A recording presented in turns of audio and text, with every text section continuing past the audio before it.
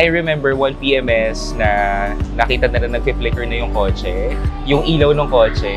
And gumagana pa naman siya, pero sinadjust na nila na, sir, palitan na natin kasi worried po kami after, baka po mapunti na agad. So parang they would really go beyond and they would really think about the usage afterwards na parang, okay, kailangan natin ayusin na to agad kasi baka ano pong mangyari afterwards. Actually, yung story why I chose Cherry was, it came from a friend. So, sinadjust niya because he used to have a Tigo 8 before. Tapos, when I was searching for a car, he suggested that I'll go with Cherry because with the competition, it's really cheap when it comes to the functions also. And the quality is really top-notch. And the after-sale service is really parang it would take care of you right after mo bilhin yung unit. So, doon ako napadesign na, okay, I'll go with Cherry. So, which is I saw throughout the years na sobrang inalagaan talaga ako ng Cherry. So far, in my 3 years, kasi 3 years na yung car sa akin, wala ako naging problem. As in, I went long drives, nakapunta na ako ng Biga, naikot ko na yung Luzon.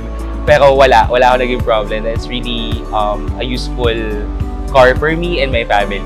Oh, last week lang. PMS ko last week. Ayun, so they checked my car and nakakatuwa kasi sila pa nag-follow up sa akin na, sir, check na natin yung kotse mo. Yeah, and it was consistent throughout the years that I had my unit. Sila pa yung nagka-text sa akin na, sir, due ka na for PMS next week. Talaga, they would make sure that they will be taking care of you. Top notch. Wala akong masabi. Like, right after ko ma-purchase yung unit, I remember talagang kinakamusta nila ako weekly. Kamusta, sir, yung car? Do you have any problems? Where can I assist you? And talagang minonitor nila yung performance ng car throughout the years. And sila pa nag-text sa akin sa Viber. So parang, sir, due ka na next week. Ayan. So, nakatuwa. And they will always make sure na sobra nilang pinapahalagahan yung customer feedback. So, di ako natatakot kung magkakaroon man ng problem in the future na mamipili ko na parang, wait, iniwan na ako ng dealership. Hindi. As in, sobrang inalagaan nila ako. Making me feel cared of. Cherry Quezon Ave. Sobrang happy ako. And nag-uusap na nga kami about my next car eh. After ko makapunta ng Pagudpod, ay, okay, kaya ng malayuan ni Cherry.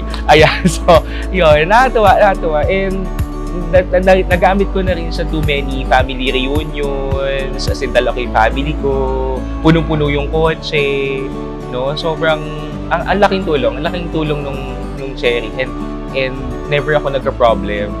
Hindi ako takot lumayo ng drive, kasi alam ko hindi siya masisira out of middle of nowhere. I am Paolo Domingo, and I am proud Cherry Tigo 2 Pro user.